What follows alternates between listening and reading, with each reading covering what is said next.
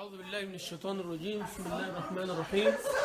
الحمد لله والصلاة والسلام على رسول الله وعلى آله وصحبه ومن تبعه وولاه سلم تسليما كثيرا. أما بعد, we continue with Surah Al-Baqarah, and today inshallah we're starting from Ayat 268. Ayat 268.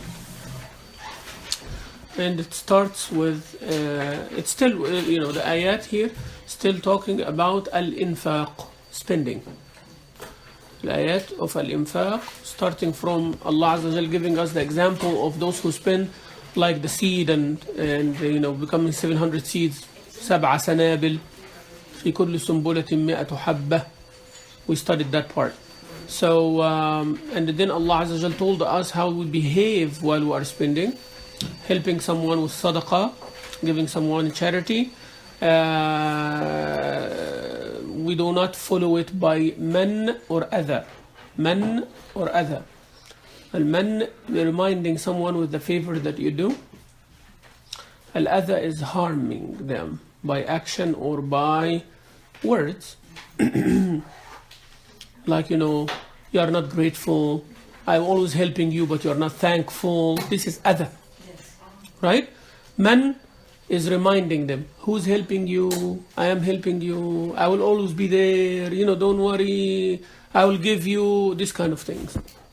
With the intention, can mess up the intention. We also talked about how important to know that the person you are helping the most when you're giving sadaqah is yourself. The person that you are helping the most is yourself, and the one who needs help the most is yourself. Okay, so if that person you're giving $10 or $100 or $100,000 need that much, you need the Jannah, you need the forgiveness. So if someone needs money from you, they need money, right? Or they need help. That help can be $1, can be $1 million. It doesn't matter, how much you are, right? According to your ability. That's only what they need. Now, what do you need? What do you need from Allah subhanahu wa ta'ala? Why are you giving them? You're giving them for the sake of Allah. You're a Muslim, right? You are not giving to be in the newspaper or anything like that. You are giving for the sake of why? What do you want to get from Allah? How much is that worth? How much is worth? Don't know. Do you think you just bought it for this $10 or $100 or $100,000? No. So now, who is helping who? We helping ourselves. So that is the part. That's why when you giving, you're afraid. You're afraid that Allah will not accept it. That will take away arrogance from your heart. That will take away the feeling that you are better. That I am helping you. It is something, my kind of decision. If I want to hold it, I will hold it, but I'm just giving it to you. This kind of attitude messes up everything. So you don't get the reward, you get the punishment, and you lost your money. So all three, right? So a person who have this kind of thinking while they are helping, right? So they are not getting Allah's reward. Actually, they are getting Allah's anger, because making shirk in their heart, they are wanting something else, and they are losing their money. Better that you got a burger with it, right? Or do something, or not spending it at all. Now you understand why Allah said, it's either you say something good, or you don't give. قول معروف ومغفرة خير من صدقة يتبعها أذى. Not spending and saying good words is better than spending and saying bad words. So spend and hurt yourself and hurt the feeling of others, there's no point. Better not to spend at all. Okay? No, don't give at all. So if you are going to give to the masjid or giving to the poor or helping someone, help them for the sake of Allah Azza wa Jal. Even giving someone a gift, you are giving for the sake of Allah, not for any return. It's very important, right? Very important. this gift can have some other time. We talk about it because this is very important too. But just touch it very fast because it is a business transaction. I mean, it's like a financial transaction.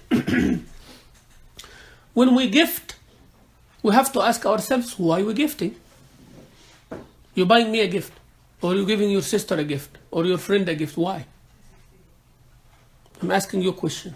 Why you give someone a gift? No, why? Of course, for the sake of Allah. What is the reason behind the gift? There is a reason, right? Of course, we're doing it for Allah, but like sadaqah, you are doing for the sake of Allah, but the reason is to help that person in need, right?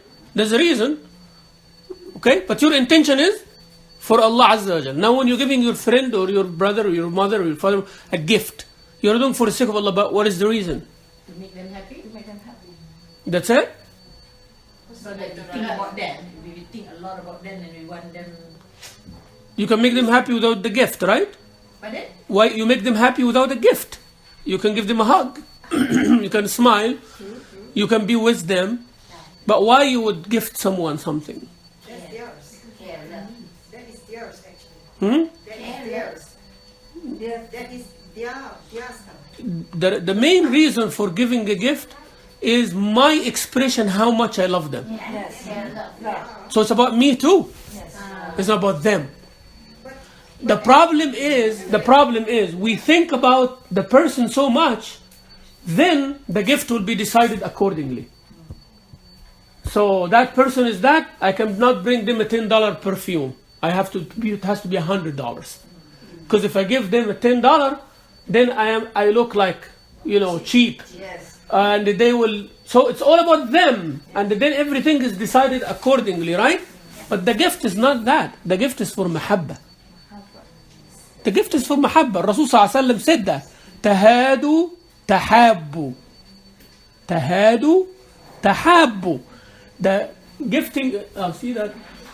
Tahadu tahabbu means gifting each other is for the sake of initiating that love and toward each other, mutual love among each other. So tahadu tahabbu. So when you give a gift, your love increases. So that's the main point of giving a gift, exchanging gift. And that's why Rasul said tahadu. Tahadu is a mutual thing. Tahadu means it's a mutual thing. Tahadu tahabbu. So the gift is out of love. Why a companion would bring a glass of milk, just a cup of milk, to Rasul Sallallahu Alaihi Wasallam? Maybe this is what he only can give. He's poor, right? So the gift again, it is not how much do I have,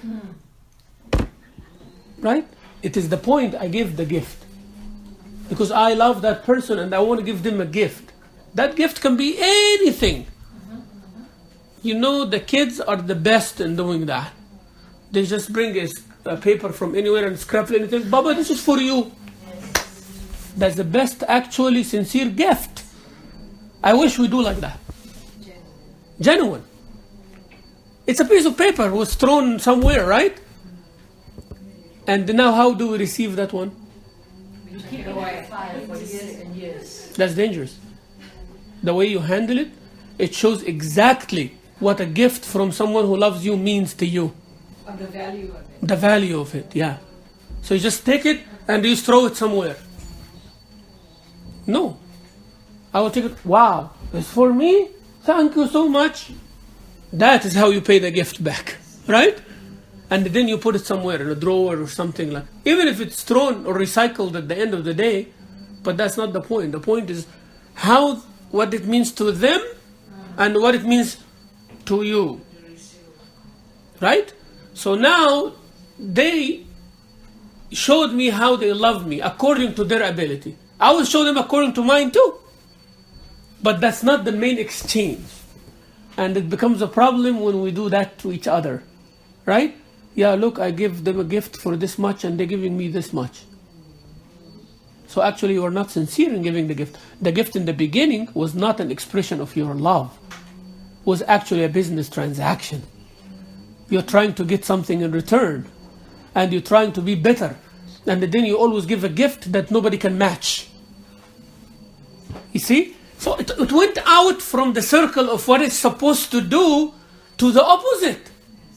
Yani we're supposed to give gift to each other, to love each other, now to compete with each other who's better, right? The sadaqah is to buy our Jannah. Instead, we are trying to impose our dunya, you know? And to invite each other and to eat with each other is to bring this social closeness to each other. It became like, again, a show off. You know, dress to cover ourselves, it became like a fashion show, you know? It's all, and you go from there. That's why Al-Quran, when we recite Al-Quran and you study Al-Quran, you build this kind of relationship. What kind of relationship I'm talking about here? The relationship of who we should be. Who we are is who we are, right? But who we should be, Quran tells us who we should be. That's why you kind of make tadabbur to this ayat. Tadabbur, you know, tadabbur means you ponder deeply upon it. قَوْلٌ مَعْرُوفٌ وَمَغْفِرَةٌ. You see the words? قَوْلٌ مَعْرُوف. مَعْرُوف, nice words. وَمَغْفِرَةٌ, forgiveness. خَيْرٌ, better than. مِن, from. صَدَقَةٍ, صَدَقَةٍ. يَتْبَعُهَا, followed by. أَذَى, harm. قَوْلٌ مَعْرُوفٌ وَمَغْفِرَةٌ. خَيْرٌ, better. مِن صَدَقَةٍ يَتْبَعُهَا أَذَى. And then the ending of the ayah, it's like the grand finale. Wallahu ghaniyyun halim. Never think you are helping Allah. Actually, Allah is helping you and showing you how to help yourself. If we take it like that, then no wonder we'd be looking actually for who needs help, because they are helping us. Right? It's very important. And that's when the meaning starts like coming to you in a way like, wow, whoa, like that, right? Now, I don't have time. I have like 3 hours available now. Okay, let me take my car and I'll go to the medical center. I'll call the brothers. Do you know anybody who is sick in the hospital? I am in the area, I want to visit. I'm not going to say, you know, I have some time and, you know, I might as well visit someone. I'm not going to say that, right? I'm going to say that I need help now to myself. And I have 3 hours available, and let me go. And yeah, so let me go and help those who need help. Visit them. So why I would drive from the Woodlands to the medical center, spend like 1 hour driving, and then looking for a parking that will cost me $10-15, right? And then walk about half mile inside the hospital to go sit 5 minutes with somebody and then repeat all over again, coming back, right? Why someone would do that? Normally, because a family member there, because a friend over there, because someone like a sheikh or someone there, and if you don't do, then you're not a good person, right? Because everybody's going, and you are the one who did not go. It's bad of you, you know. So all of these things spoil the intentions, because you have another reason other than Allah Azza wa Jal. All the reasons in the world there, except to go fi sabilillah. Yes, you will be rewarded for visiting your father, your mother, your friend, you know, all that. But actually there is a reason for you to go for the sake of Allah, but a reason that made you. Now, you want to test yourself, you are doing it for sabilillah or not? Take all the other reasons and see if you're going to go or not. Take the other reason. Okay, I for example, let's say I will, inshallah, anybody who memorize that surah, I'm going to give that certificate. Okay? So now, you want to memorize the surah for the certificate. You want to memorize the surah for the competition. You want to memorize the surah for whatever reason. You are doing it for sake of Allah. But there is some incentive. Now, take the incentive out and see if you're going to memorize another surah or not. Then you will know if your intention is good by itself or you need some incentive all the time. That's the whole point, right? Now we know why we teach the kids salah when they're young. You know why, right? Because at that time, they obey, you have authority, you can create incentives, they are not punished or rewarded, they are not, right? So you teach them. Once it becomes a habit, then you don't need to worry. Okay? Once they have developed the choice and the opinion, and now you want to teach, it's not going to happen. because their intention is not sincere. It's not like, why should I pray? Like that, right?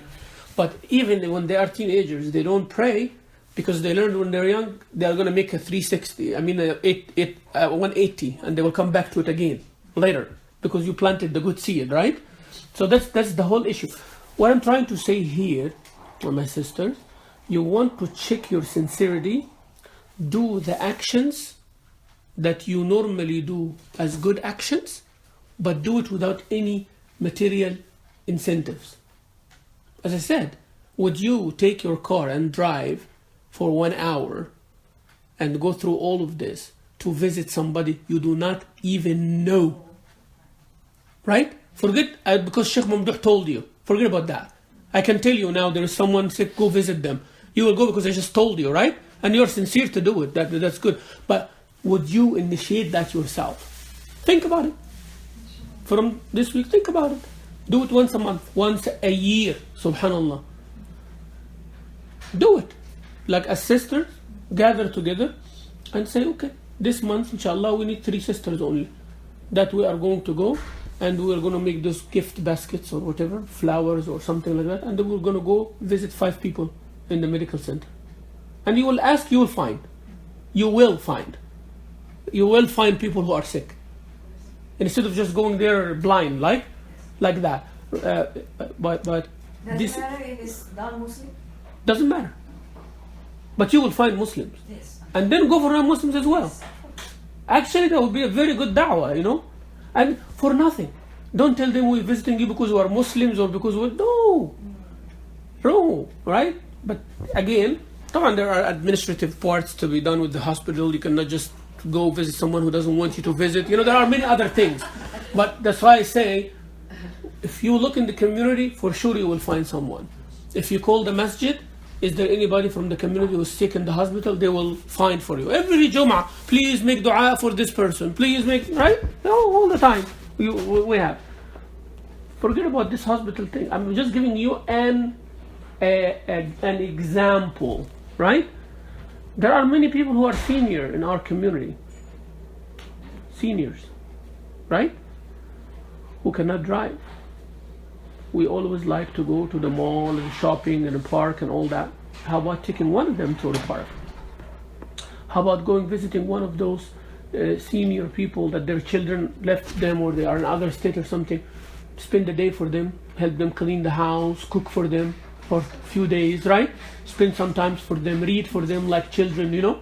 Take them to the library, get groceries for them, $25, $50 groceries, put it there. Those are the kind of actions, sometimes I'll need to do it without even my family knowing. These are the kind of things, you know, like open for yourself the gates of sadaqah. Open for yourself. Don't wait for someone to knock on your door. You are late. This is very late. If you wait for someone to come on your door as if you are the source of the rizq, it's kind of like humiliating. Really, you know, I have to go and really, I need. So that's the point of Wallahu Ghani. If Allah is Ghani, so who is the faqir? Me. And if faqir always goes knock on the door of others, you don't wait for others to knock on. Because Allah said, Allah al-Ghani, and you are the faqir. So if you are faqir, you know what it means to be needy. Why you wait for someone to show you their need? You have to go for them because you're the one who is actually needy, right? Today's ayah showing us one of the reasons why we wait and why we hesitate and why we think twice, because someone is promising you something. Why Allah used the word promise? Ash-shaytanu ya'idukum. Wa'ad is promise, right? And whenever you are promised with something, your mental, your frame of mind changes. Okay, if you come and I said, inshallah, next week we will do such and such and such. That's a promise now, right? So all your plans for next week, that thing is fitting in now and changing all your plans, correct? So anybody telling you a promise, especially if that promise is kind of something dear to you or something that you are expecting, or something that, yes, yeah, you're right, like that, then all your plans change. All your plans change. Tell me, honey, inshallah, I'm planning that 2016 we need a good, nice vacation overseas or something. That's a promise, right? And inshallah, promise I will do it. So now the whole frame of mind for the whole year 2016 changed now, right? You agree or not? Yeah. Even though we don't have tangible dates and things like that, because I mean something to her, right? And I promise. And then, it's out there. Even if there is a possibility, it might not happen, but you dream with it. You are in the dreamland now. So where is going to be? When is going to be? Then we start confining things, right? Until the reality hits us. And when reality hits us, okay, in the summer. Now summer came. We are financially not able. Now we get to the point. But it is already late because we spent a few months already dreaming with it, and it affected our decision. Well, Shaitan does that to us every single day. Right? يَعِدُكُمُ الْفَقْرِ. Always promising with something nice. But what if somebody scare you with something bad? You even worse, right? This summer we might have like a bad economy thing, So everybody's scared of losing their job and everything. Then don't talk to me about vacations. Don't talk to me about eating outside. Don't talk to me about, correct or not? Yes? Yeah, so true. That's what we do, right? Okay, if scared, no security, okay, what's going to happen? All right, we have to be frugal now. We have to, change our budget. No eating outside, no extra clothing, and all that. Why? Because there is something that made you plan like this. Well, Shaitan tells you you're going to lose all the time.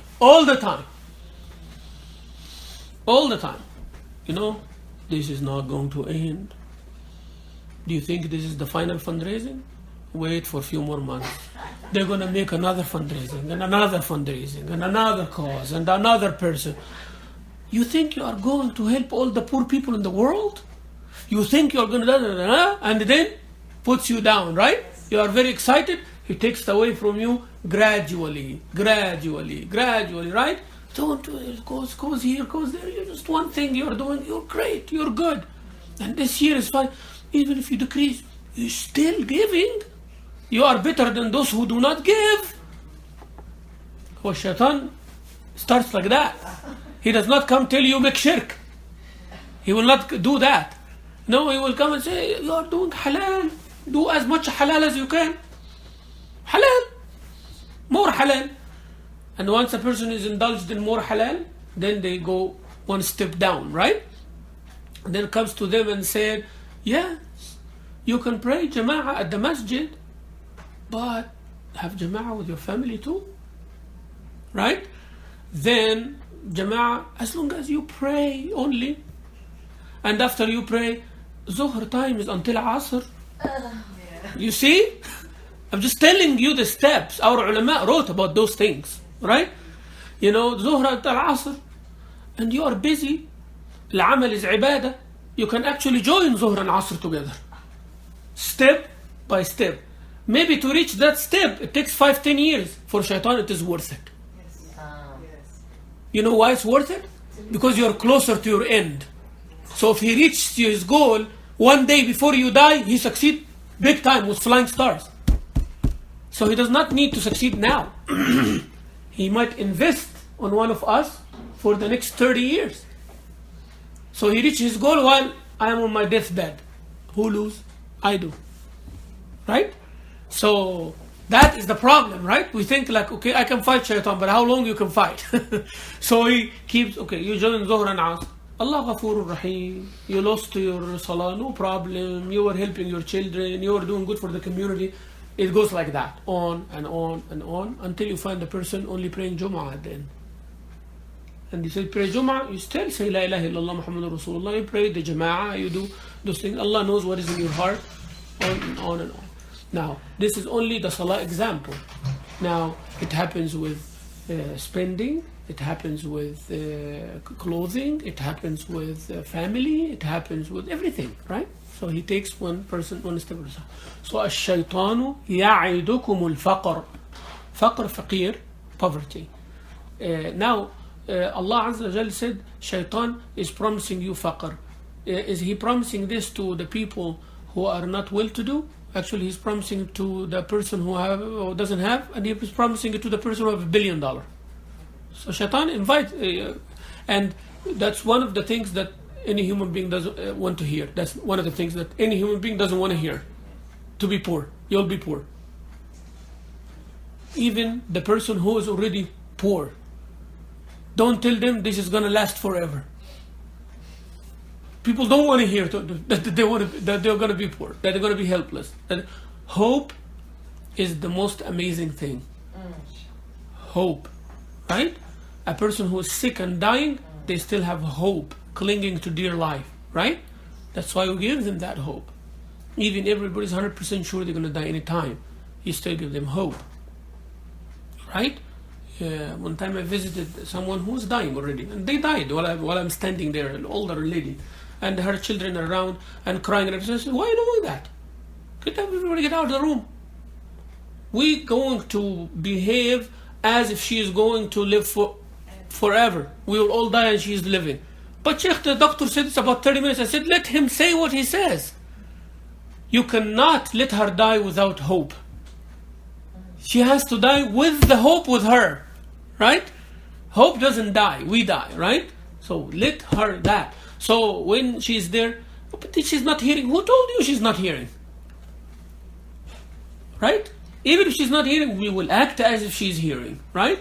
Then you go and hold her hand, Mom, hold there, and you know this, nobody cries, and I'll make the dua for her. Somebody say a joke or something like that, right?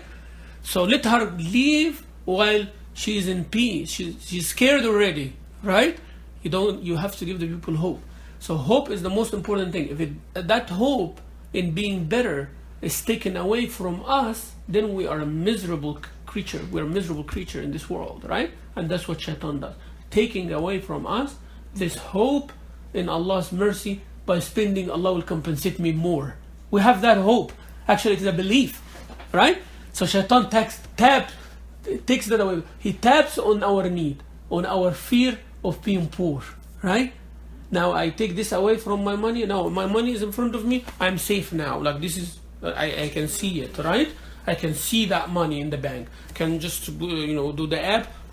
Yeah, they are there, right? Now if that's taken away, and then that's taken away, and this is here, then there's a problem, right? But you know the problem. What is the real problem? The next part of the ayah telling us. He's promising you something, but at the same time he's ordering you something. So الشيطان يعدكم الفقر ويأمركم بالفحشاء. And he's ordering us to do fahsha والعياذ بالله. Now, what is the fahsha? Fahsha is adultery, is all of these kind of things, right? When somebody is there and they have money, okay? They have money. That money can be spent can be spent in good, or can be spent in bad, right?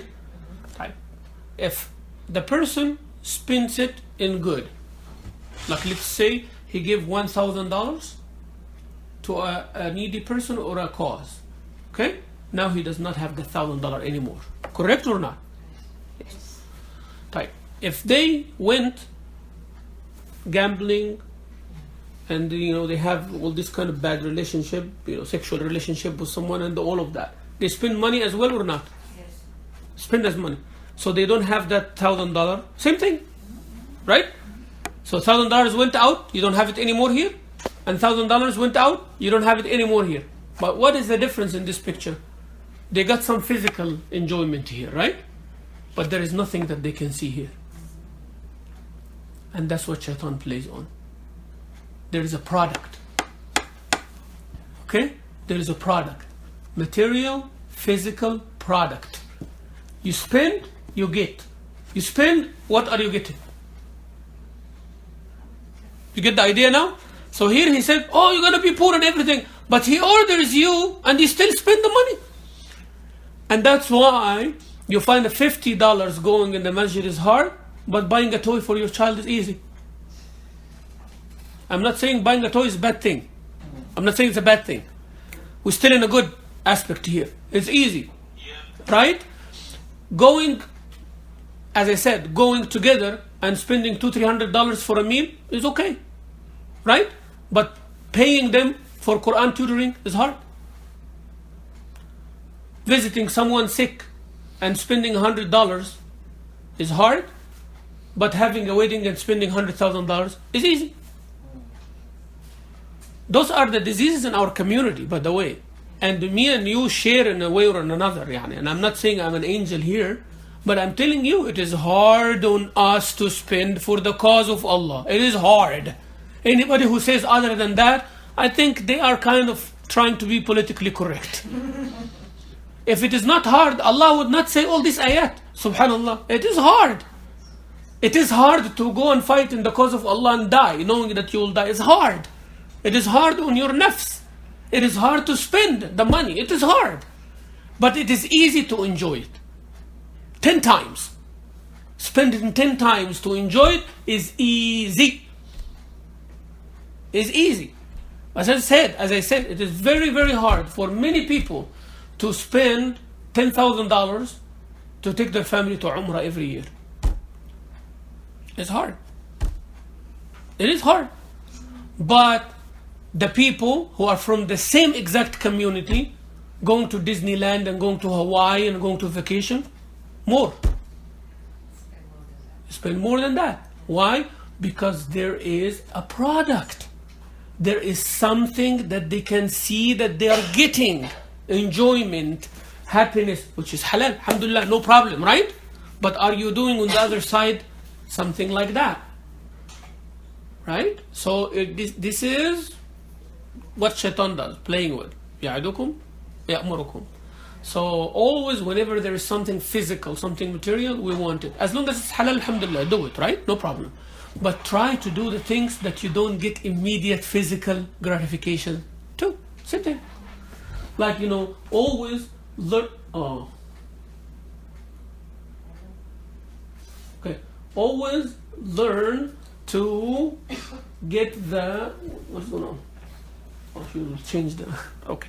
So, always do the things that you don't get physical, result. Something physically gratifying that I enjoyed. Wow, this vacation. You cannot imagine sitting there on the beach, the blue sky and the blue sea and all of that. Beautiful. I wish that too. Really. Right? But it's not one of my priorities now, right? Okay, but maybe when I retire, if I live until then, but it's not a priority for me now, right? I need to do other things. So it's good, alhamdulillah, nice. But are you balancing your life the same exact way? You know that, I can go to Umrah, I go to Hajj, people are pushing, people are shoving, people are that and this. See, you're focused on the physical part here, and you forget how much you spend. You're losing a lot of money too. Here, there is less of money, but it's not a physical gain. It is more of a spiritual gain. So don't measure everything physically, otherwise you lose. That's what we're trying to balance our life here. When we train ourselves like that, then it becomes easy on us. Then if Shaitan comes and promises, no, I know. No, don't try. Try with somewhere else. It's not me, right? Don't promise me. I already got the promise, which is the next part of the ayah. Wallahu ya'idukum maghfiratan minhu wa fadla. You see, Shaitan promised you poverty and order you with bad.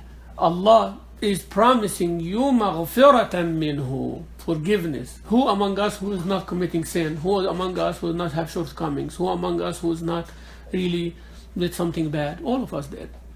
So Allah Azza wa Jalla is telling us, I am promising you maghfirah. So which promise are you going to take? Ya salam. Well, of course, who's more trustworthy in the promise? Shaitan not trustworthy at all. Allah is all the way trustworthy, subhanahu wa ta'ala. So if Allah is promising me maghfirah, Of course. So every single time, my sisters, you are reaching to get to help someone or spend for a cause, have that product in your head. I am buying Allah's maghfirah, not anything else. But Shaitan is always there. Always. How to get away? Because you know what? If Shaitan is not there, he will not enjoy asking Allah for his maghfirah. Yes. He is the one who making this thing meaningful. Because anything easy access is not enjoyable. Right? It's not enjoyable. You pray in the jama'ah, you pray the fard, but you have a reason because it's a fard. You are afraid. Right? But when you make qiyamul layl, it's not out of fear. It is out of love. Right? Ramadan, because you gotta fast. Because if you don't fast while you are able, there is a big problem, right? You're afraid. But when you fast Monday and Thursday or 13, 14, 15, you are fasting it because you want to. It is out of love, right? So that's why Shaitan trying to spoil those things more. Extra, right? You don't wake up for Qiyamul Layl. You fast Ramadan, this and that. Today is this. When you're hungry, you're going to go exercise, blah, blah, blah. He will get you somewhere. Okay? So Shaitan is always there, and that's what makes the things, because you fight. When you get things out after struggle, it's better than when you get things easy way. When somebody struggle and then it pays off later, it's not like someone just get it easy way, right? So it's also easier to do things when everyone is doing the same thing. Yeah, but when you're alone, Yeah. but that's why they said the best of ibadah is when ghafla is there. Ghafla means heedlessness. People are not aware. And you are doing something that everybody is not aware. So people are not reading Quran, but you are holding to that and reading Quran. People are not doing their sunnah, you're doing your sunnah. People are not doing something and you're doing it. So in the middle of people disobeying Allah Azza wa Jalla, and they are committing shirk and doing all these kind of things, and you are doing something nice. That's the best of ibadah, because you are worshipping Allah in the area where everybody else is not. You are spending while everybody else is not. You are, holding to your ground, being a believer in Allah while everybody else is not. So that becomes, that's why Rasulullah said these people who come later, they are like more rewarded and all of that. Why? Because they believe the world did not see me, they believe while everybody else is not, and struggle is more. And because, Sahaba seeing Rasulullah in front of them, there's a great encouragement, right? It's a great encouragement. The Quran is coming and Rasulullah in front of them, of course. So Allah Azza wa Jal, Shaitan, promised us one thing and order us with one thing. But Allah Azza wa Jal is giving us two things in return, right? So Shaitan promising you faqr, Allah Azza wa Jal giving you maghfirah wa fadl. Maghfirah, that's one. That should be enough, right? But He give you even fadlan. Fadlan, yani extra. Yani you will get more than what you deserve, right? Fadl. Not only that, Allah take it a higher degree up. Wallahu wasi' alim. Oh, so don't think, okay, how much fadl, yani how much extra I'll give. So I'll say, I'll give you extra credit. And how much extra credit you can give. You can give, right? Because I'm limited. But Allah tell you, He's unlimited. So the fadl of Allah is azim. Allah is wasi'un, alim. Alim, He have the ilm. Who does what and who deserves what. So this ayah is a very powerful ayah. الشيطان يعدكم الفقر. Remember that. Shaitan always promise you with less. You are going to be less. But Allah telling you, you're going to have more. So when you spend next time, what is the product you're getting? Maghfirah.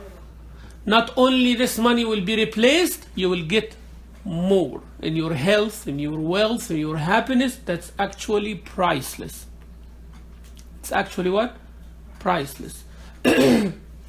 Like they say, this is priceless. For everything else, you need MasterCard, right? So for us, when we're dealing with Allah, everything is priceless. No MasterCard, nothing can buy it. Nothing can buy it. Your niyyah buys it. Nothing can buy it. Because people spend. If you're spending $10, there is someone who is atheist. He spend $1 million to help poor people. Right? Yeah, so you're not the only one who will help poor people. Shaitan will play on that. So what's your $10 would do? What your $10 would do? There is someone already have a charity organization, millions and millions of dollars are going to poor people in Africa and all that. What do you think you're doing? Keep your $10, right? Yeah? So always like that? No. The benefit is not here. The shorter benefit is that someone materially benefiting from your money. But the long-term benefit is you benefiting the maghfirah of Allah. So keep giving. Doesn't matter how much. That's why whenever I go to any fundraising, I said, brothers, sisters, I know some would donate 50,000, some do 10,000, some do 5, 1. Doesn't matter. Before you leave, give something. Even a 25 cents. Just put in there in the thing. You giver, a giver. I give. Give what? That's another deal, right? But the point of getting in the habit of giving. Because every time you give, I am taking big time. I am purchasing your maghfirah, ya Allah. And Allah said you can purchase the maghfirah with anything. There is no dollar amount. Minimum or maximum? No. A person can get maghfirah for 25 cents and a person can get hellfire with $1 million. So, right? So it is your intention what you want. So please get to the habit of giving for your sake, for yourself. Not for, the receiving end, this is the way it looks outside. But the receiving end actually is you. يُؤْتِ الْحِكْمَةَ مَنْ يَشَاءُ. Look at the beauty of this ayah now. What hikmah has to do with spending? What hikmah has to do with spending? What I just told you now, if you possess that kind of understanding, you have hikmah. That is wisdom now. What is wisdom? How you say, oh, you are a person of wisdom. What does that mean? When would you say that to somebody? Like if you are talking and you are handling a situation, then I handle it, and then you say, MashaAllah, Sheikh, you have hikmah. You have wisdom. Or that person have wisdom. Or that old man have wisdom. When would you say that? Why would you say that to somebody?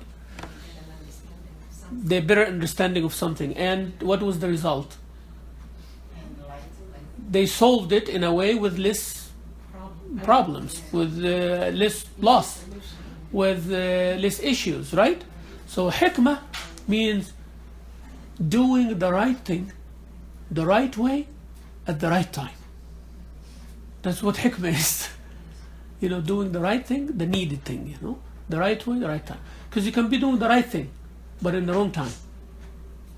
You can be saying something right, but in the wrong way. It has to be with action. Yeah.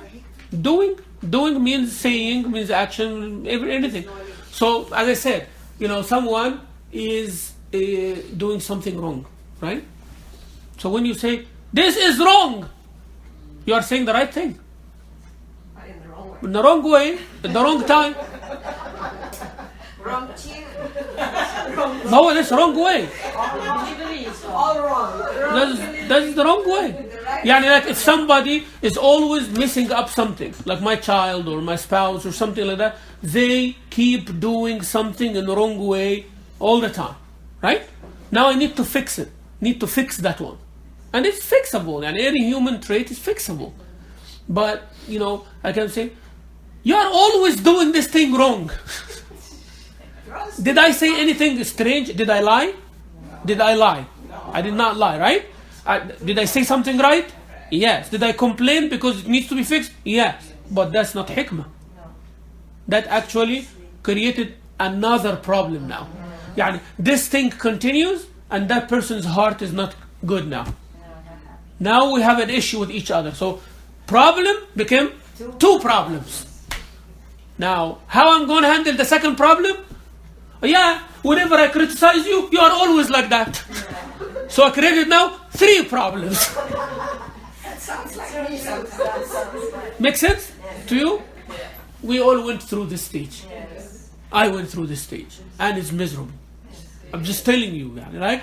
So you have an issue, which you're right. It is bothering you. This is not right. For God's sake, you need to know better. You speak about it in the wrong manner. You created another issue. The other person knows, doesn't want to talk and feel offended and crying and all of that, right? Oh yeah, every time I talk, like this. Now you created even a worse situation. Now they go, they talk to their family. Now their family is like involved. Now you created a big mess. This is for me. I had this weekend. Okay? Now, yeah. You know, hikmah here is missing. Why? Why the hikmah is missing? No, because it's about me. It is about me. It's not about fixing the problem. It is about me being bothered by the problem. Right? Being bothered by the problem. I don't want to be bothered by this problem. If that problem is happening somewhere else, I don't care. Right? You doing it when you are not my spouse, that's okay. But you are my spouse now, this need to change. That's the problem. Does that mean that you care about that person? That's why I told you about the gift. You giving the gift because of you or because of them or because what? You have to ask yourself, this is wallahi, this is the core of things. It takes years until you kind of develop this kind of understanding. You sit and laugh at yourself. You will laugh at yourself. It's a good thing. Yeah, but it's okay. This is the self-criticism. حاسبوا أنفسكم. Sayyidina Umar ibn Khattab said that. Make hisab to your nafs. حاسبوا أنفسكم. Before Allah will account you. But we all always like to be the ones who are doing hisab to others. And when somebody gives hisab to us, we become, actually if you make hisab to yourself, nobody will give hisab to you. If you criticize yourself, you have self-criticism, the mechanism of fixing yourself, then you are not offended. You're not offended. So if somebody comes and says, Sheikh, you're wasting too much time in doing this. Now I become offended, right? But of course, I'm not going to lie to you, but it is offending. It makes me feel unhappy, uneasy. But then I have to go after that. If I get stuck on that uneasy part, we're not going to go anywhere, right? Yeah, I'm uneasy. You told me, and I'm uneasy now. But then what's next? I will ask myself that question all the time. Whenever somebody criticizes me, all right, now I feel bad. Okay, they said it anyways. Really? They just said that? Okay, fine. Khalas, over now. They said it, right? So next, is that truly right? Are they truly right? Yes or no? If they're truly right, I'm going to change it or not? I'm going to change it, right? Then we will work on this hikmah part later on. But it goes both ways, right? So if that act, I really care about that person. They are so good to me. They are having lots of fine things, right? Without them, I cannot be who I am, right? And that's why I want them to be better. That's why we need that action removed. Okay? So now I'm going to find a way to fix it without hurting their feeling. Make sense now?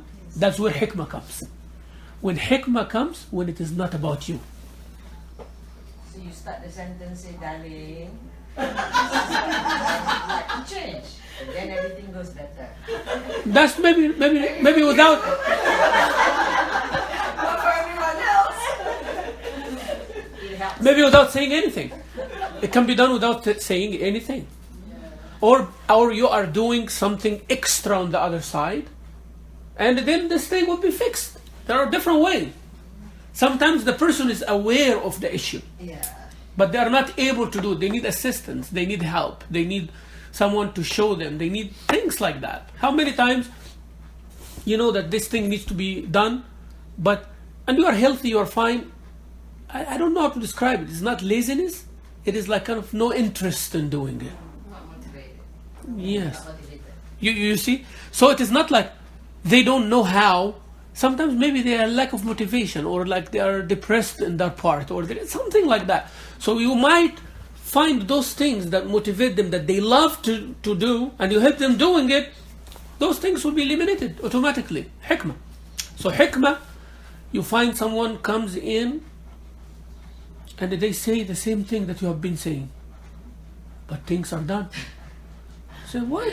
They didn't say anything new, but look to how they entered, how they talked, how they gained the respect, how they do. This is hikmah. Hikmah is not like magic pill or magic key.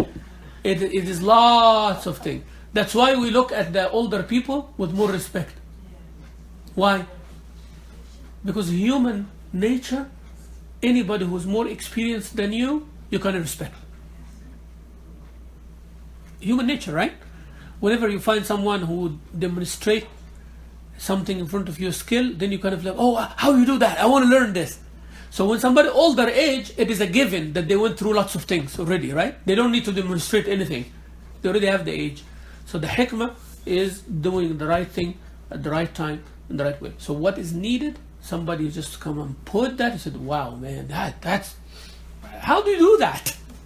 You know? So the hikmah. So that if you really ask Allah Azza wa Jal, ask Him for hikmah. Ask Him to give you wisdom, right? Hikmah. And when you ask Allah, ask Him with His name, Al-Hakim. Al-Hakim, you know? Ya Hakim, Ya Hakim, Ya Hakim, Urzuqni al-hikmata. Urzuqna al-hikmata. Give us the rizq of hikmah, right? Give us the hikmah.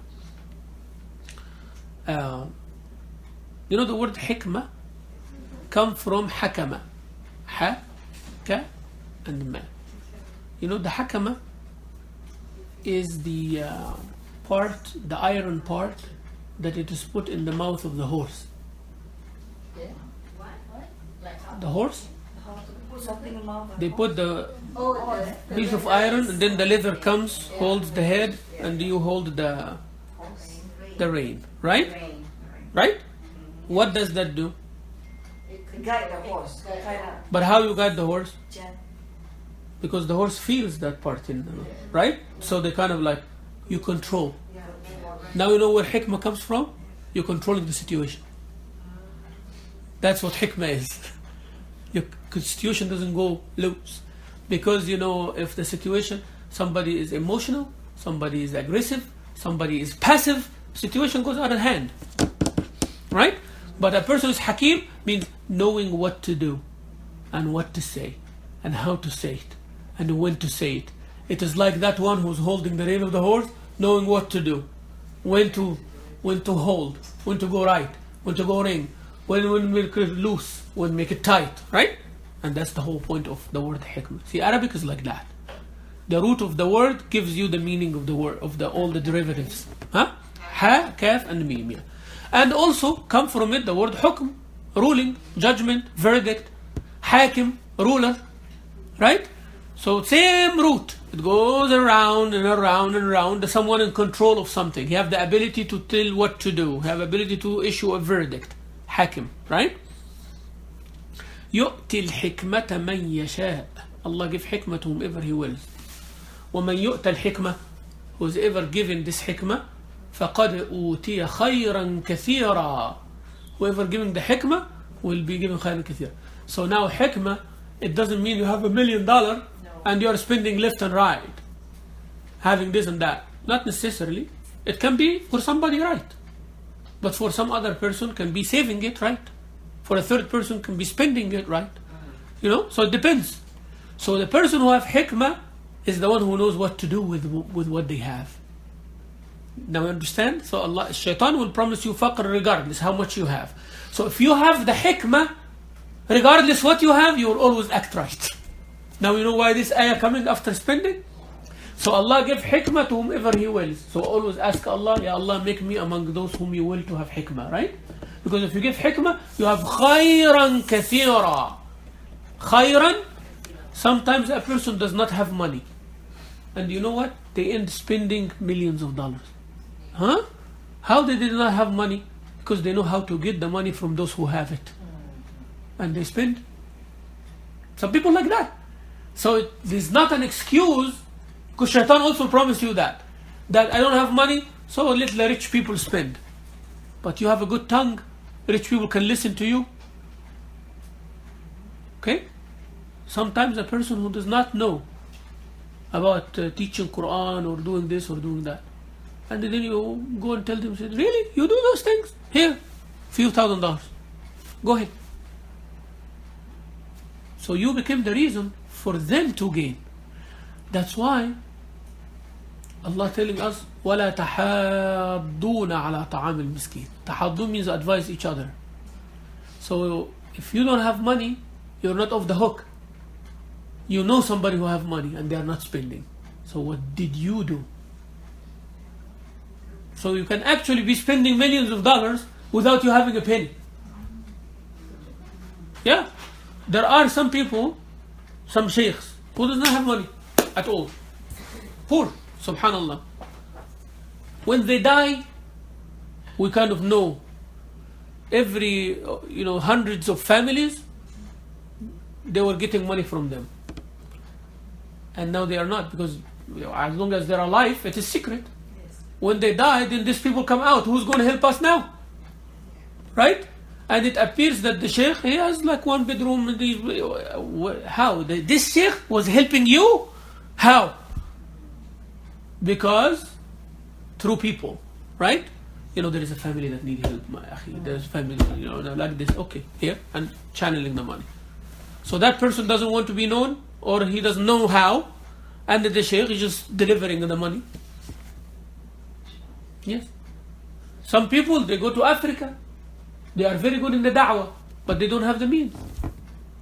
And subhanallah, through them, hundreds of mosques, hundreds of hospitals, hundreds of water wells, hundreds of schools, thousands or even millions of people, millions, no exaggeration, accepted Islam.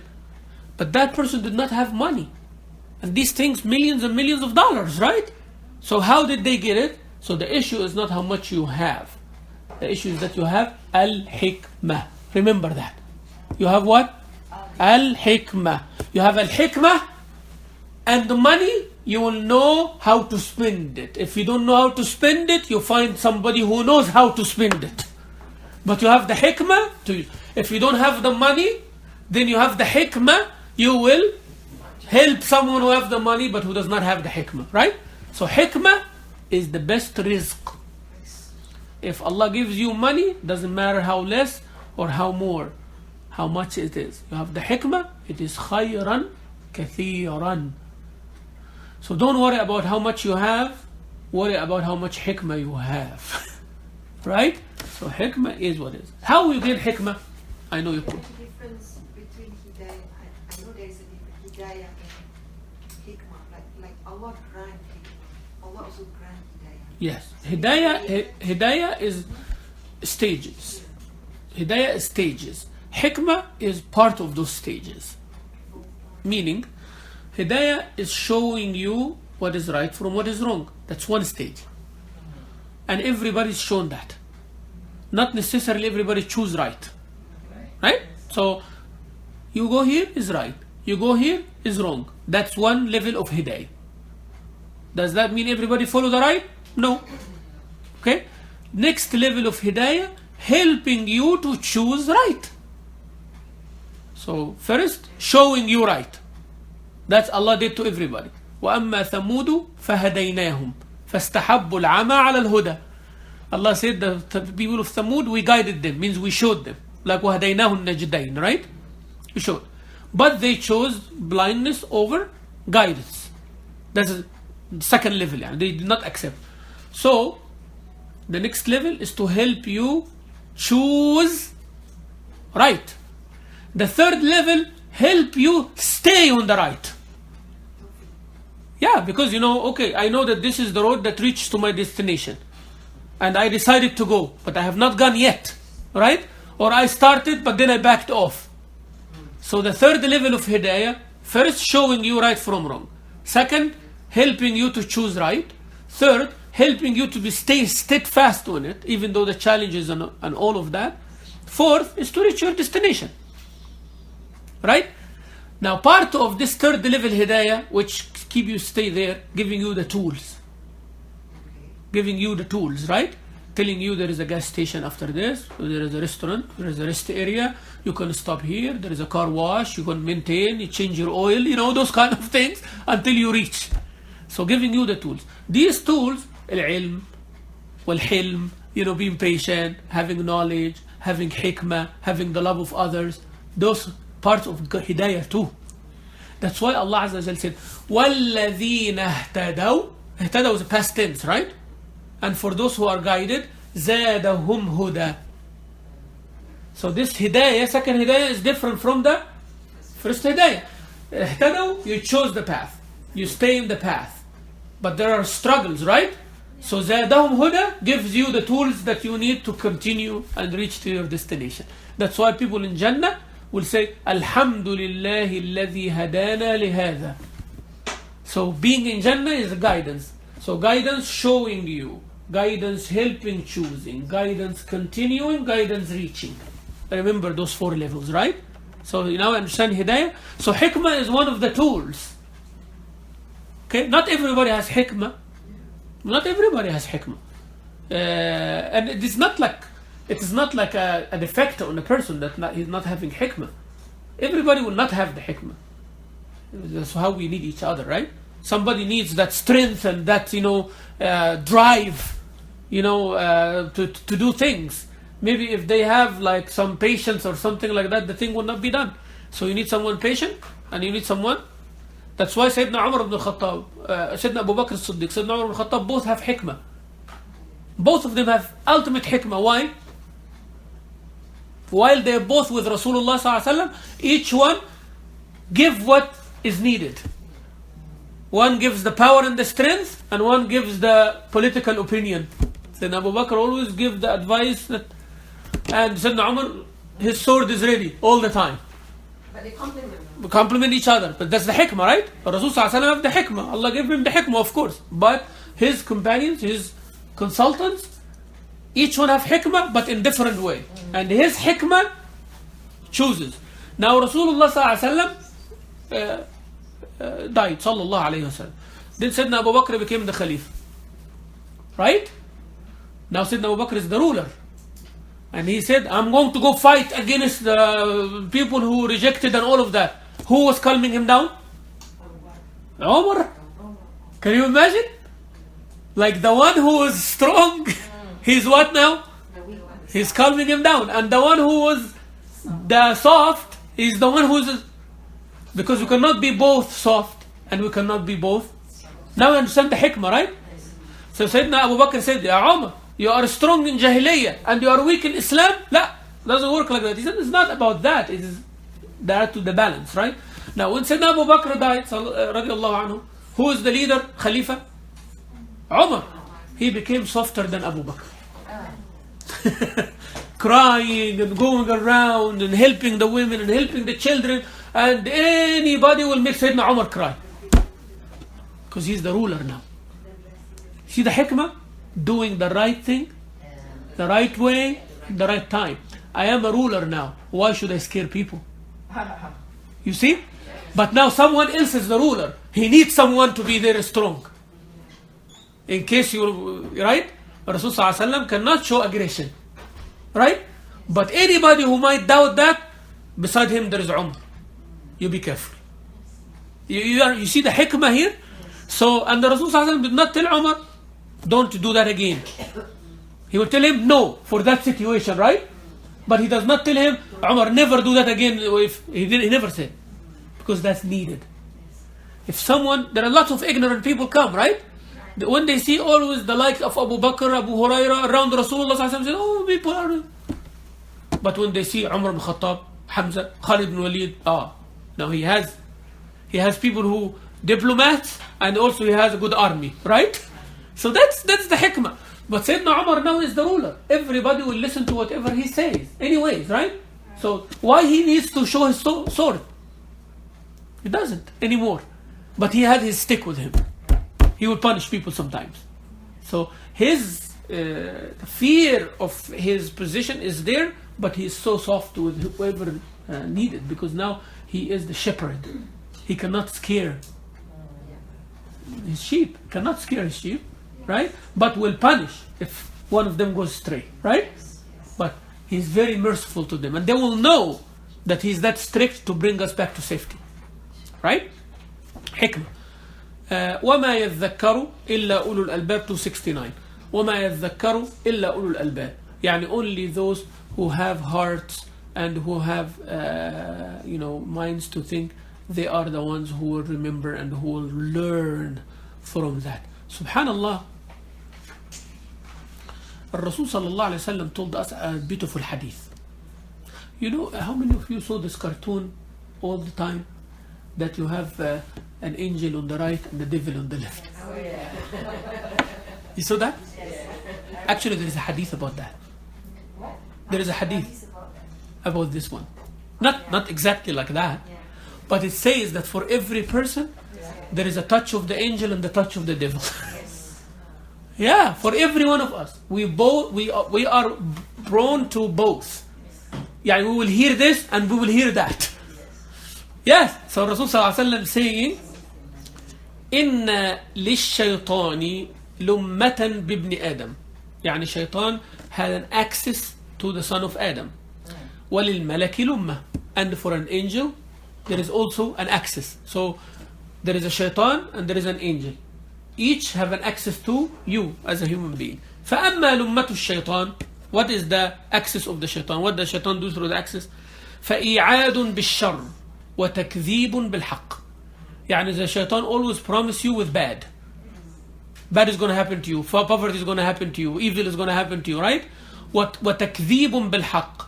Always creating the doubts about any truth or any good invitation. So always tells you about that. Look who's talking. Who's he? Who's she? Like that, right? تَكْذِيبٌ بِالْحَقِّ.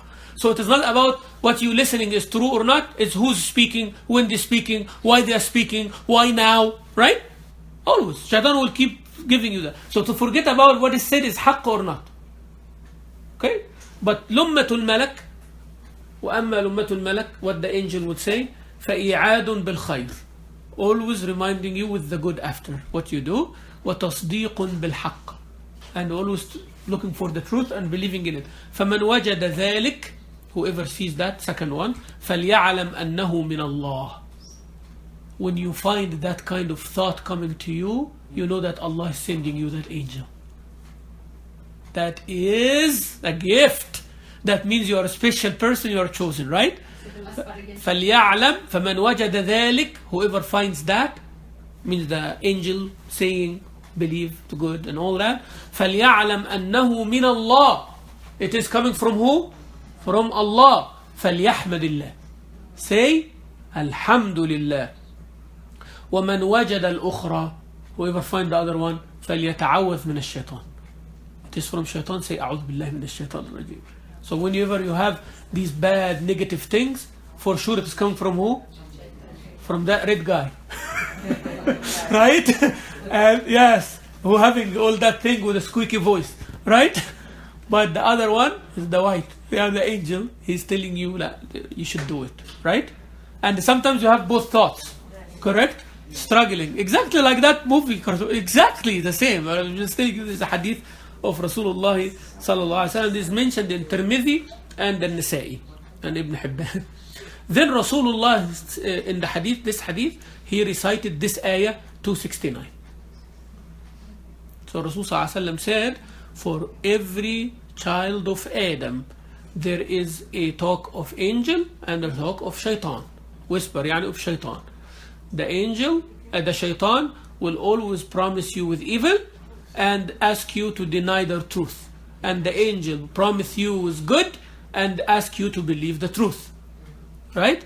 So whoever finds the second one, the angel, it is know it's from Allah and thank Allah for it. Say Alhamdulillah. And if you find the other one, means from the devil, say A'udhu billahi min ash-shaytan ar-rajim. What does that? Then Rasulullah recited this ayah, ash-shaytan yu'adukum al-faqr. Wallahu. Because Allah is promising. But the hadith saying, the angel saying. That means Allah is sending the angels to promise. Now you put this ayah and the hadith together, right? So the tafseer of this ayah, shaitan promise you. Now we know. قل أعوذ برب الناس ملك الناس إله الناس من شر. So watch how shaitan tell us يعدكم الشيطان يعدكم. How? وسواس, right? Giving you وسواس, right? الله يعدكم. How Allah يعدكم? الرسول told us there is an angel telling you. Okay? So now you know the tafsir of this ayah from this hadith of Rasulullah sallallahu alayhi wa sallam. Right? The hadith is in Tirmidhi and An-Nasa'i, both. So when we said أعوذ بالله من الشيطان الرجيم, then Yeah, the shaitan is gone. Now, if you still do the wrong, that means you're bad nafs. Yeah.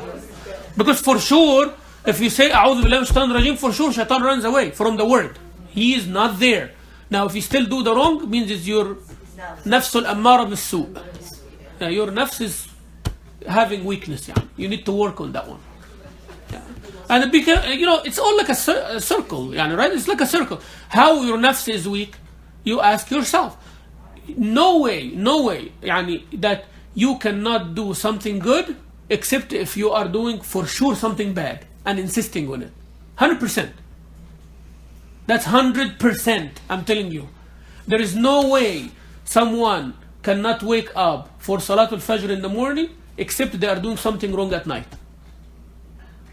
Oh, that's the effect. Yeah, of course. It's cause and effect. Absolutely. Somebody cannot make Qiyamul Layl except there is something in their income, for example. So they have to be something happening wrong and you're not fixing it. That's why mahroom. And you know mahroom? Mahroom is prevented from doing something extra. Some people say, Sheikh, Wallah, I want to memorize the Quran, but I can't. Every time I approach it, I can't. I'll tell them, okay, how many hours you watch TV every week? Right there. How much games you are... Like, everybody's sending me invitation, Candy Crush. What is this Candy Crush thing? Everybody's like playing like... So always, you will be blocked from the good things if you are engaged in something else. Let me make it easier for you to understand. Yeah. You cannot be in the presence of someone very important if you are in the company of someone who's not important. Like if someone hangs around with low-life people, right? And someone who's important in the city or the government or something like that knows that about them, will not invite them to their presence. How? They can do all these things and then can say, oh, I attended with the president, dinner with the president. Actually bringing the president down like this, right? And you're giving that person something that they don't deserve, a status they don't deserve. Am I right or wrong? That's for the human beings. Now nobody can bring Allah Azza wa Jal down, but Allah brings people up. Only those who deserve. So if you are distracted by everything from the remembrance of Allah, why Allah Azza wa Jal make you enjoy His presence and His company at night? Why?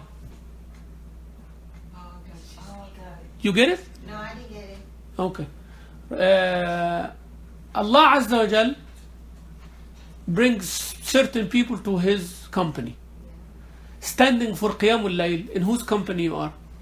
You are in the company of Allah. It is Allah and you. That's the private conversation. And also a position of honor, right? Oh yes, it's a private conversation. It is Allah invites you to be in His presence as long as you want. Now if you are distracted from the dhikr of Allah all day long, why He brings you to His circle? Why? It's the example of Why? who's your friend. Yeah. If somebody like, a very important person, and I say, you know what, I'm going to give you the 2 hours, tomorrow.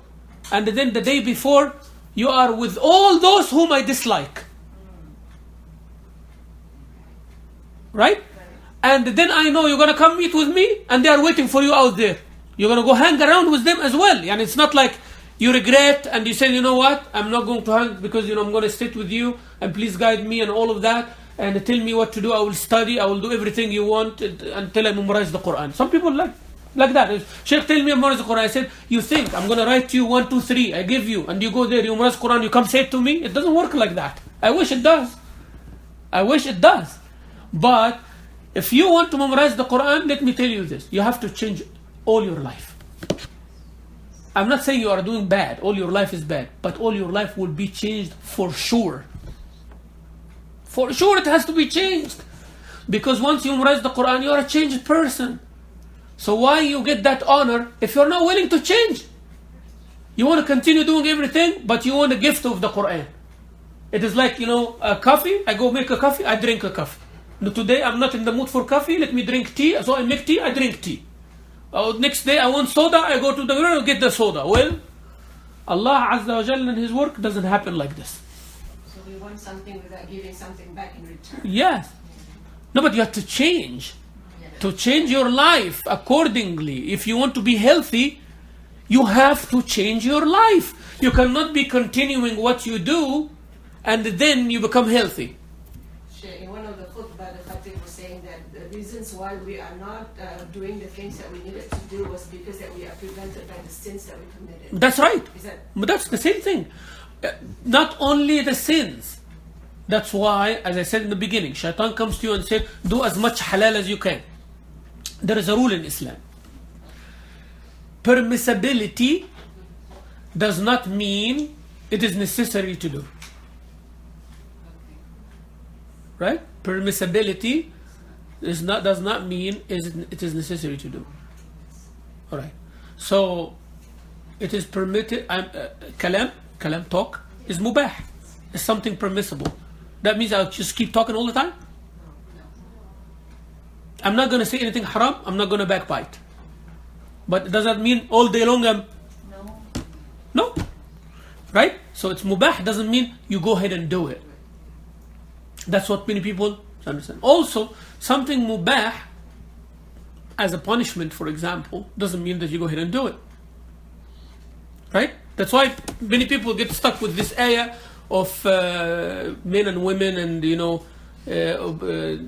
advise them and then, abandon the bed and then strike. Right? وَضْرِبُهُنْ darb, like strike. So everybody's stuck on that. And they will spend days and articles and speaking, how come men, Islam, women, beating, blah, blah, blah, going over all that. And they forget this issue. This here is talking about certain type. Right? Now, let me ask you a question. Does that mean, is this ordering people to do? It is saying that this is a cure that can be done, right? But it does not mean everybody should do it. That's why Rasulullah said, those who do that, they are not the best among you. Even though it is something permitted. So it's permitted, but not advised. Right? That means it works only in certain cases with certain people. Now let me give you an additional factor. What if the woman doesn't want to do it? She doesn't want that. Somebody can tell her, no, it has to be done to you? No. If the woman comes and says, okay, the way we solve the things, I don't want any physical. This is fine. Right? Actually, if a person hit his wife, it can be ground for divorce. So with all that understood, what does that mean then? What does that mean then? Sometimes, you sisters, right? You ladies, yeah, your husband kind of, maybe when we were young we will do that, but not anymore. Like, your husband make a prank or a practical joke on you. What you do? Angry. Yes. Sometimes, right? Yes. Jokingly though. I know, but not jokingly. I do it. Sometimes you were kind of scared. Yes. Or you were kind of, how could you? Right? But that was not with the joke. No, that wasn't. That was not a joke. It was an act. The retaliation. Actually, that's what Quran was saying. That's exactly what it is. It is not like, now I'm going to beat you. Are you ready? No. Everybody think like that. We say a slave, everybody think thing on the neck and the chains and somebody putting from the legs upside down and they are beating. Because this is what the media, what is the history, what people, ignorant people do. So slave became attached like with a certain picture. Darb, hitting, became like, okay, someone in front of you and you are like vengeance, right? That's why Abdullah ibn Abbas said with the siwak, right? With like, it has some, as you said, with love, right? But you were not in an act of love when you were scared and you are like, how could you, right? Like, sometimes you find a husband, he was like kind of a little bit aggressive with his wife in the talk and everything like that. And then, when he's giving her a hug or something like that, she will start like, right? Yeah. She will start doing like this on his chest. And then she will cry and she will give him a hug at the end. But while she was doing this, she was not saying, I love you. She was not doing that. She was mad. Right? She was mad. But why he accepted it? Because he did it right. No. But why he accepted it? Yeah, because he was wrong, right? He accepted that. Now, if the wife loves her husband and she said, she did something wrong, and she's a believer, and she comes back, while he is doing the same thing to her to remind her, to wake her up. It's not a punishment, physical, corporal punishment like you do to some. No. That is the way the ayah should be understood. Right? But if the officer says, you know what, I don't want to be hit. No, you can't do that. Stop, right? No, khalas, he cannot go further. So you have to understand the things, but our culture and our society and everything is like working on a way be politically correct.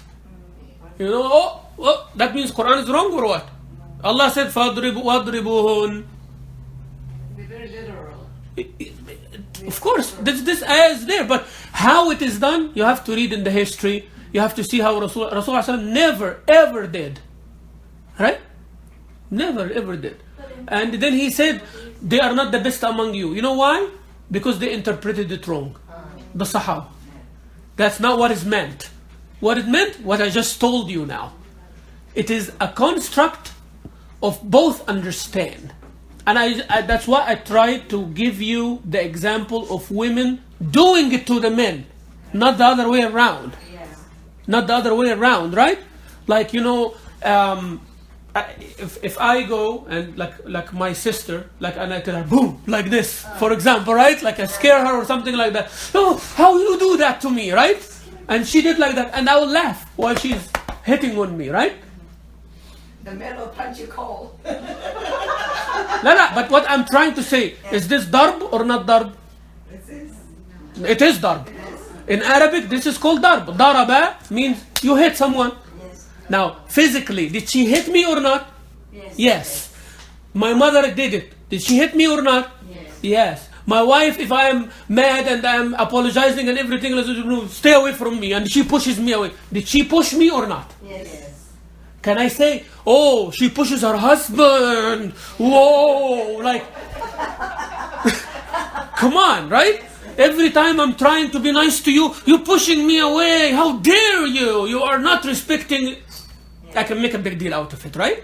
And then I can generalize and make it a categorical thing. I said, you know, women cannot be pushing their husbands. Of course they cannot be pushing their husbands, but sometimes they do. And the husbands accept, for God's sake. Right? Because this is part of the way we deal with each other. I'm accepting that because I was wrong. I was wrong. I am the one who's wrong. Yeah, does being wrong justifies you pushing me? No. But you just did, and I'm accepting it because I love you. That's it. So the whole point is like that. So wife did something. She was depressed. She was under pressure. She was like this. She showed some attitude toward her husband. He advised her, yeah, you know, you, my dear, my honey, this is not right. You are going in the wrong direction. And she insists, right? And she does that, right? Then he later on, okay, you know, that relationship was on hold now. No intimate relationship. He's, you know, sleeping and he's giving his back on the other side, right? That's what it is. That's actually what the tafsir of the ayah. Because some people think that, you know, stay away in another room. No, that's not the point. Actually, the point of staying in another room, it emphasizes the wrong. Like, that's what both need to be done now. Because, you know, if a woman is resisting her husband's authority, what she wants to stay away from him. So if he stays away from her, he's giving what is actually needed to be, she wants it to be done, right? So it's not helping the situation. The situation is to be close, but not close. You see, close but not close? So I am there, but I'm not there. You know, so this is the second step. Third step, it's not like, you know what? I advised you. I abandoned you. Today I'm going to beat you up. That's not what the verse is saying. Right? But if, let's say, this happened, and then after that, the man started seeing the change. Even though it is very slow. Now the darb is not justified. And even continuing the abandoning is not justified either. You have to meet in the middle of the way, right? So it is not like, I'm not pleased with this, and I'm not going to be pleased until you come 100%. No, you show me 1% that you're moving. I'll move 10. You see the Because sometimes the dignity works there as well, karama, you know, like, so I'm wrong, but I don't want to give full apology. So you should help as well, right? As long as you change, is that what I care about? It's not about you apologizing. What, you know, what? It's my ego. You're gonna rub my ego, right? Oh, yeah, just stop what you're doing, and that's it. So, if that happens, it happens with that perspective I just told you, right? Like if the husband holds his wife, why you're not listening to me? Every time I'm telling you and you're not listening to me, right? That's what darb means. It is not darb of hatred. It's not darb of vengeance. And she is accepting that. Like the husband accepted it because he's wrong. She should accept it because she knows she's wrong. And this husband, as a believer, he cares about this family. It's not about humiliating you or abusing you or physically hurting you. No. Right? Like sometimes, even here, boyfriend, girlfriend and all that, sometimes, you know, the company said, stay away from me, give me my space. And they physically do it, right? But out of love, they accept that. But when Quran says, oh, Muslims are barbaric.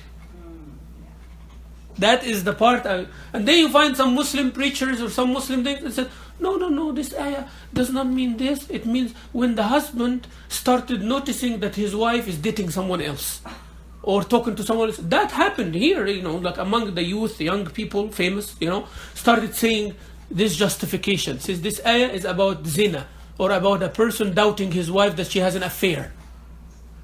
Come on, who told you this? Where did you bring that from? Where do you bring that from? So what you are going to say about what Rasulullah sallallahu alaihi wasallam said in the hadith? Hadith sahih. That when the Rasul sallallahu alaihi wasallam said, and if they do that, you can strike them without being abusive. يعني he added, فَضْرِبُوهُنَّ ضَرْبًا غَيْرَ مُبَرِّحٍ. يعني you cannot make color. The skin cannot have a color. You see? So now, if I do like this, already my skin make a color, right? So it can be less than that. Has to be less than that. What is that? Anyways, this actually is a strike to your ego. It is not a strike to your body. You understand the strike to the ego? Yes. Sometimes a person is hit harder than that and they laugh. But sometimes, and they cry. Sorry? Sometimes you speak, and they don't care because joke. Friends talk to each other and criticize each other, but they laugh. But then your dad say one word to you. So it is not the word, it is who says it, why they are saying it, and how they said it. Hikmah, right? So that's the same thing, so striking. And you cannot strike on the face. And you cannot strike on the sensitive parts. And you cannot, you know, bones. That means if I'm going to strike, where I'm going to strike now?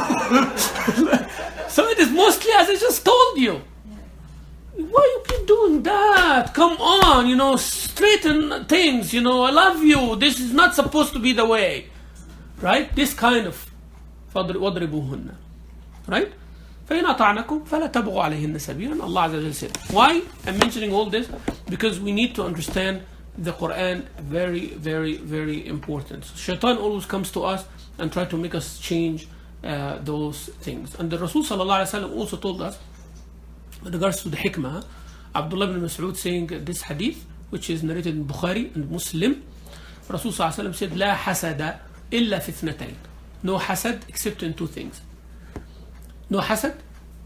You know, hasad is haram. يعني you are not supposed to. Hasad means wishing for the ni'mah in somebody's hand to leave them. Whether it comes to you or not. That's the worst type of hasad. I'm not happy that this person have that thing. Whether I want it or not, no. I don't want it, but I don't want him to want it. To have it. That's the worst type of hasad. A'udhu billah. Right? Never. The second type of hasad, which is also not right, is to wish for that ni'mah to leave that person comes to you. So now you are judging Allah. I am supposed to be the one who's worthy. You are not worthy. That's also as bad, right? But not as bad as the first one. The first one, you're doubting Allah, you should not have it, and I feel bad that they have it, I don't want them to have it, and I don't want to have it. Okay? Yeah. They have some ni'mah, I don't want them to have it. Tab, you want to have it? No, no, no. I just don't want them to have it. That's the worst type. Second type, you want to have that transferred. The third level, you want to have like it. You want to have like it. Right? But still, you're not happy that they have it. But it is lesser. So all three are not advised for a Muslim. Okay? But can you wish for something good? Yes, you can. But make dua for them first. Right? May Allah bless them. May Allah bless what they have. And all of that. Now, what is a fair game that you really should be jealous of and you want to have? Rasulullah said two things. Anything else, you should not have that jealousy. You can wish for it, but be happy that they have it. And actually, I would like them to have more than me. Okay? More than me. Because I always don't want to be the one who's above. Because that comes with a package. Right? When you have more than others, it comes with a package. Everybody is expecting from you, looking at you, envying you. It comes with a package. So the more you have, the more you stand out from the rest, the worse it becomes for you, actually. So I would like to be average. Better. So if I am everybody, same thing, we are same level. But when somebody comes with a Lamborghini, right? Now he is a category and everybody else is a category. Yes? But when you have category that there is a spectrum killer, right? Everybody is accepting everybody, but somebody stands out, then everybody now is not happy with what they have. You see that? So the more you get, the worse it becomes for you, because you become like under the microscope for everybody. So for me, I would like to have, but not Lamborghini. Not like that.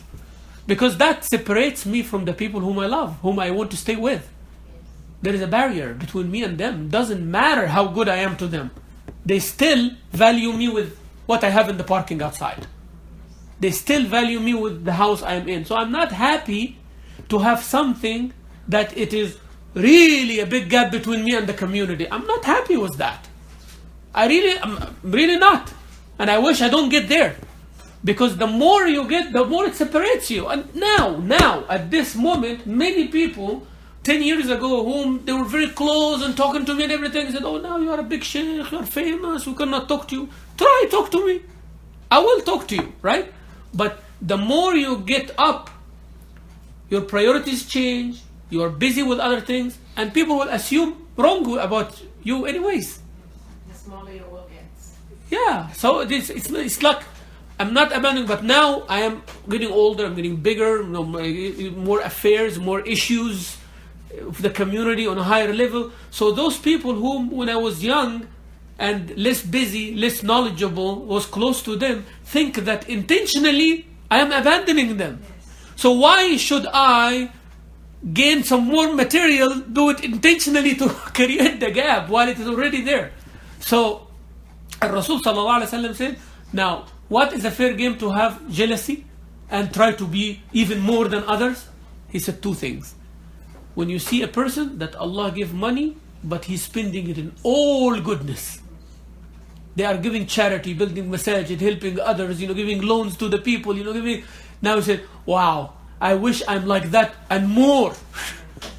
So that's okay. It's not somebody, Allah give money. No, Allah give money and they are doing it like that. Right? So you're not looking for the money, you're looking for how they are using it. Using the money. Now, also, someone Allah give al-hikmah. Hikmah here is the deen, hikmah of the deen, right? فَهُوَ يَقْضِي بِهَا وَيُعَلِّمُهَا. So a person Allah give hikmah, so they are dispensing it among people and teaching it to others. Yani hikmah is Quran and Sunnah, hikmah. When you understand the Quran and Sunnah, you develop that hikmah. How? Now you know the ayat of Surah Al-Baqarah. If a situation comes in front of you, you said, you know what? I learned in the class that this ayah such and such and such. Really? Isn't the Quran? That's what it means? Yes, you just did hikmah right there. Now if you don't have that, do you have hikmah? You might. But now you have more. Now the more in depth you go, the more hikmah you will have. Right? So now if I don't only have Baqarah. Oh, this ayah has another ayah in Al-Ma'idah, and there is another hadith of Rasulullah sallallahu alaihi wasallam, and the Sheikh told me this, and the madhab says that, and according to the culture this. Oh, now more hikmah, right? You understand? So if you find somebody who's teaching people like that, you said, oh, I wish to be like this. What is going to lead you? To become a student. All the time, right? Learning and learning. And don't say, oh, I'm done. I learned enough. Khalas, finish. There is nothing like finish. There is no such a thing called I'm done with studying Islam. I tell people, when I was the fundraising, I said, let me break some news for you. This is not going to be your last fundraising. This is not going to be the last fundraising for this masjid. This is not going to be the last fundraising for this parking lot. Right? But you know what is the issue? The issue is it's going to be done anyways, with or without us. So it's our choice now. Are we going to be the one who doing it or not? That's the question. But don't say, I need this to be finished. Ilm doesn't finish. We finish. But knowledge doesn't. So that's why Imam Ahmad said, مَعَ الْمِحْبَرَةِ إِلَى الْمَقْبَرَةِ. Maqbara means graveyard. Maqbara. Qabr. Qabr means grave. But maqbara is the place that has graves.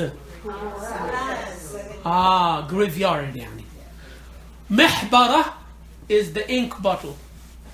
The bottle that has the ink. So they put the feather or and then they write. So he said, I am with the mihbara until I reach al-maqbara. You get that point? He said, this is my friend until I get to this place. So I'm not going to abandon mihbara. Means I'm not going to abandon being a student. And because he was that, he was the teacher of all teachers. In himself, he's always a student. Right? But the more knowledge he has people who have less knowledge. They want that knowledge. So he's actually the teacher of teachers. But in myself, how do I think about myself? Student. I'm a student who happens to be teaching you.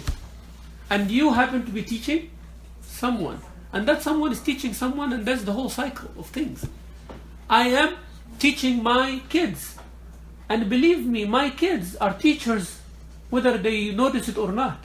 They go with their friends and they do something, said, no, we don't do it like that. This is how it is done. They just taught a class. Right? They taught a class. If I am doing, this morning, my daughter come and says, Assalamu alaikum Baba, before she leaves to school. And then she said, I learned something in math. I said, okay. So she said, 3W plus 3 equals 30. What is W? So she is, actually I can notice that she is trying to emphasize what she learned. Right? Still it's not clear for her. So she's saying it loud. So I told her, let me think here. How we do this? I know the answer, but how we do this? How we do it? Like, how can I find this W above the 3? She said, oh, you know that W is above the 3? I said, of course. Right? 3W, that means 3, and there is a W written above, right? So how many times 3 plus 3 equals 30? Right? So 3 times 3 times 3, that's 27, plus 3 equals 30. So 3, then you put 3 up there, right? But how we get to that result? Then she started telling me the process that she learned, right? What I'm trying to emphasize here, that kids are teachers as well. If you tell them that, they become better students. And to become a better student, you become a better teacher. And to become a better teacher, you become a better student. So it's both ways. If the teacher enters the class that I am the learned one and all these students are ignorant, they're not good teachers. They are teachers, but not good ones. Right? And if the student comes in as a receiving end only, I'm going to stuff myself with the knowledge today and that's it, they are not good students. They are students, but not good ones.